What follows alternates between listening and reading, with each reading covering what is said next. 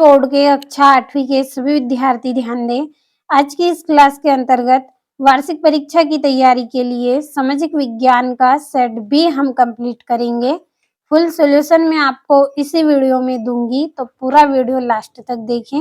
और पिछले वीडियो में सामाजिक विज्ञान का सेट ए फुल सॉल्यूशन के साथ आपको पढ़ाया है। यदि आपने कंप्लीट नहीं किया है तो आप चैनल पर जाइए, प्लेलिस्ट में आपको वीडियो मिल जाएगा। कंप्लीट अच्छे से करिए। चलिए शुरू करते हैं हमारा सेट बी। तो ये आपको बहुविकल्पी प्रश्न दिए गए हैं 1 से लेकर 5 तक, एक एक अंक के हैं। पहला है, प्रारंभिक ब्रिटिश शासनकाल में प्रकाश की इकाइयों को किस नाम से जाना जाता था? तो पहले का आंसर रहेगा आपका प्रेसेडेसी। क्या रहेगा? प्रेसेडेसी इसका आंसर रहेगा बावाला। दूसरा है, 1835 का शिक्षा अधिनियम आधारित था। तो 1835 का शिक्षा अधिनियम आधारित था, किस पर आधारित था? इसका रहेगा थॉमस बेलिग गठन मैकाले के विवरण के आधार पर। तो पहले का ए। तीसरा है, पहाड़ी भूभाग आने वाली आपदा है। तो कौन सी आपदा है? भूस्खलन। चौथा है, भारत का राष्ट्रीय पर्व कौन सा है? तो भारत का राष्ट्रीय पर्व कौन सा है? इसका आंसर रहेगा आपका 26 जनवरी, 15 जनवरी, 2 अक्टूबर, ये सभी। तो इसका आंसर क्या रहेगा? चौथे का ये सभी। अगला है, संविधान के कौन से सिद्धांत समाज और राज्य व्यवस्था को लोकतांत्रिक बनाते हैं? तो इसका आंसर रहेगा मौलिक अधिकार। ये आपके पूरे सही विकल्प हो गए हैं। अब बढ़ते हैं रिक्त स्थानों की ओर। तो रिक्त स्थान की पूर्ति करना है 6 से लेकर 10 तक। तो छठा है, भारत में रेलगाड़ी का प्रचलन डेढ़ में शुरू हुआ था। तो इसका आंसर आपका रहेगा 16 अप्रैल। कब हुआ था? 16 अप्रैल को।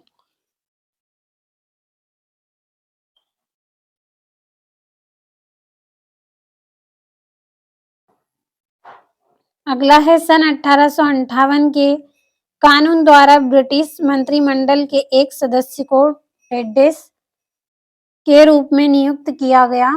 तो इसका आएगा आपका भारत का वायसराय। तो इससे पहले आपको यहाँ पे 16 अप्रैल के आगे भी आपका सन दिया गया है 1853।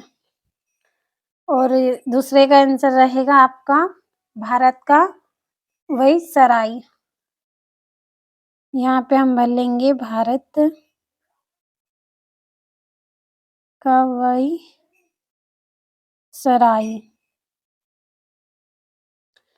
अगला है, प्रकृति के निःशुल्क उपहार डेढ़ संसाधन कहलाते हैं। तो इसका आंसर रहेगा प्राकृतिक।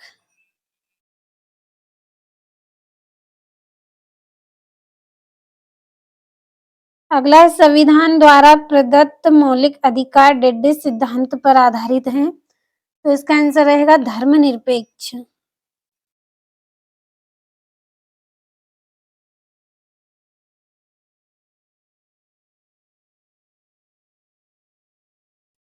अगला है, जन सुविधाओं का संबंध हमारी डेढ़ जरूरतों से होता है। मूलभूत जरूरतों से होता है। तो ये हो गए हैं आपके रिक्त स्थान। अब चलिए जो हमारे प्रश्न हैं उनको समझ लेते हैं। तो ये अति लघु उत्तरीय के प्रश्न हैं 11 से 16 तक, जो कि 2-2 अंक के हैं। 11वां है, शेर ए मैसूर नाम से किसे जाना जाता है? दूसरा है, दीकू कौन थे? आदिवासी इनसे क्यों नफरत करते थे? तीसरा है, वे कौन से मुख्य तथ्य हैं जो उद्योग की अवस्थिति को प्रभावित करते हैं? 14वां है, विश्व में जनसंख्या के असमान वितरण के क्या कारण हैं? और 15वां है, भारतीय संविधान धार्मिक चुनाव का समर्थन करता है, कैसे? तो आप सभी प्रश्नों को अच्छे से समझें, क्योंकि मैं आपको इनके उत्तर बताऊंगी। प्रश्न में आपको वहां पे नहीं समझाऊंगी, केवल हम आंसरों को समझेंगे। तो ध्यान से सभी प्रश्नों को समझ लें। और 16वां है, दूषित पानी से होने वाली किन्हीं 5 बीमारियों के नाम बताइए। लघु उत्तरीय प्रश्न है 17 से 22 तक, जो कि 3-3 अंक के हैं। 17वां है शिक्षा के संबंध में अरबिंदो घोष के क्या विचार थे। 18वां है इंडिया काउंसिल किसे कहा जाता है और कौन सा उद्योग प्राआधुनिक उद्योग का मेरुदंड कहा जाता है और क्यों। 20वां है जन्म दर और मृत्यु दर में क्या अंतर होता है और अनुसूचित जाति एवं अनुसूचित जनजाति अधिनियम 1990 में क्यों बनाया गया और लोकतांत्रिक देशों में राज्य और धर्म को अलग रखना क्यों महत्वपूर्ण माना गया है। तो 3 नंबर में इसका आंसर करना है। और दीर्घोत्तरी प्रश्न है 23 से 26 तक जो कि 5-5 अंक के हैं। 23वां है दीवानी मिलने से ईस्ट इंडिया कंपनी को किस तरह फायदा पहुंचा। 24वां है 1857 के विद्रोह के बाद अंग्रेजों ने अपनी नीतियों में क्या बदलाव किए लिखिए। 25वां श्रम और प्रौद्योगिकी के स्तर के आधार पर कृषि को कितने प्रकारों में विभाजित किया गया और 26वां है विधायिका और कार्यपालिका में क्या अंतर है। तो ये 5-5 नंबर के आपके प्रश्न हैं। सभी प्रश्नों को हमने अच्छे से पढ़ लिया है। चलिए इनके आंसरों को भी हम अच्छे से समझ लेते हैं। तो ये आपका यहाँ से 11वां प्रश्न है। 11वां प्रश्न है टीपू सुल्तान को शेर-ए-मैसूर के नाम से जाना जाता है। किसे जाना जाता है? टीपू सुल्तान को। 12वां है आपका दीको अंग्रेज लोग थे। आदिवासियों के क्षेत्र में हस्तक्षेप करने के कारण आदिवासी दीकुओं से नफरत करते थे। तो स्क्रीनशॉट लेते चलें। 13वां है उद्योगों की अवस्थिति को प्रभावित करने वाले कारक तत्व निम्नलिखित हैं।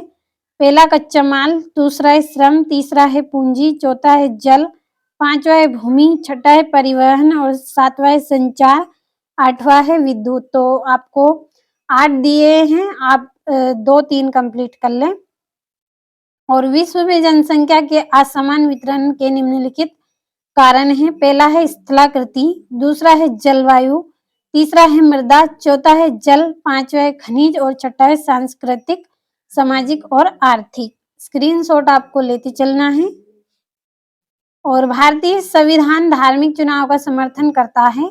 भारत में नागरिकों को एक धर्म से निकलने और दूसरे धर्म को अपनाने या धार्मिक उपदेशों को अलग ढंग से व्याख्या करने की स्वतंत्रता होती है। और दूषित पानी पीने से बीमारियां उत्पन्न होती हैं। पहला चर्म रोग, दूसरा है पेट रोग, तीसरा है पीलिया, चौथा है हैजा और 5वां है टाइफाइड।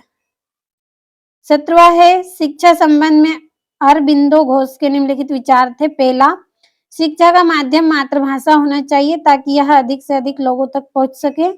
दूसरा है छात्रों को अपने मूल के साथ जुड़े रहना चाहिए। तीसरा, छात्रों को कोई हस्तकला भी सीखनी चाहिए ताकि वे स्कूल छोड़ने पर यथासंभव रोजगार पा सके। तो ये इनके क्या थे? अरबिंदो के घोष के विचार थे। स्क्रीनशॉट लेते चलना है। और ये आपका 18वां है, तो स्क्रीनशॉट आप लीजिए। इसके बाद 19वें प्रश्न को समझेंगे।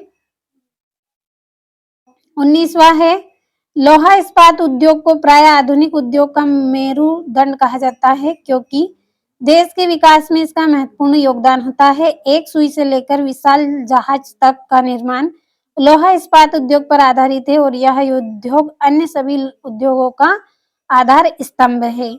और 20वां है प्रति 1000 व्यक्ति और जीवित जन्मों की संख्या को जन्म दर कहते हैं, जबकि 1000 प्रति व्यक्ति में मरने वाले की संख्या को मृत्यु दर कहते हैं। और भारत में जन्म दर 26.1 व्यक्ति प्रति 1000 है, जबकि भारत में मृत्यु दर 24.8 व्यक्ति प्रति 1000 है। तो ये जन्म दर और मृत्यु दर में आपके अंतर हो गए हैं।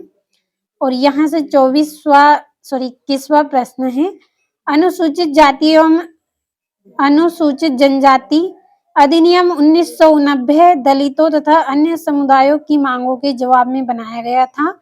उस समय सरकार पर इस बात के लिए भारी दबाव पड़ा रहा था कि वह दलितों और आदिवासियों के साथ होने वाले दुर्व्यवहार और अपमान पर रोक लगाने के लिए ठोस कार्यवाही करे। तो कंप्लीट अच्छे से करें। ये 22वां तो स्क्रीनशॉट के माध्यम से अच्छे से पढ़ लीजिए, समझ लीजिए। और ये दीवानी मिलने से ईस्ट इंडिया कंपनी को निम्नलिखित फायदे पहुंचे। पहला, दीवानी मिलने के कारण कंपनी को बंगाल के विशाल राजस्व साधनों पर नियंत्रण मिल गया था।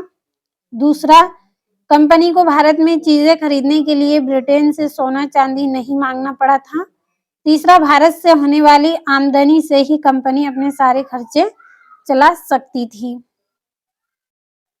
और ये 24वां, 1857 के विद्रोह के बाद अंग्रेज ने अपनी नीतियों में निम्नलिखित बदलाव किए। पहला, भारत के गवर्नर जनरल को वायसराय बनाया गया। दूसरा, भारतीय परिषद की स्थापना की गई।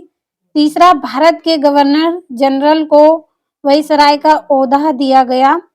चौथा, हड़प्पा नीति को खत्म कर दिया गया।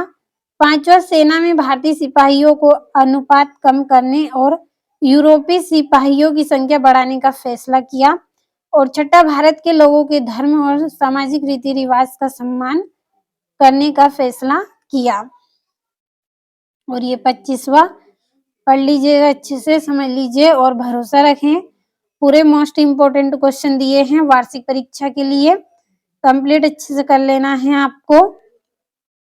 वार्षिक परीक्षा में आपको 1 मार्च के दिन सामाजिक विज्ञान के पूरे प्रश्न देखने को मिलेंगे, बस अच्छे से कंप्लीट कर लीजिए। तो सभी प्रश्नों का स्क्रीनशॉट आपने लिया होगा। तो आज की इस वीडियो में सामाजिक विज्ञान के पूरे महत्वपूर्ण प्रश्न मैंने आपको बताए हैं। पिछले वीडियो में सेट ए मैंने आपको फुल सॉल्यूशन के साथ पढ़ाया है, कंप्लीट आप चैनल पर जाकर कर ले, प्लेलिस्ट में आपको वीडियो मिल जाएगा। और आज सेट बी हमने फुल सॉल्यूशन के साथ पढ़ा है। तो 1 मार्च के दिन सामाजिक विज्ञान में अच्छे अंक लाना है तो पूरे प्रश्नों को कंप्लीट कर ले।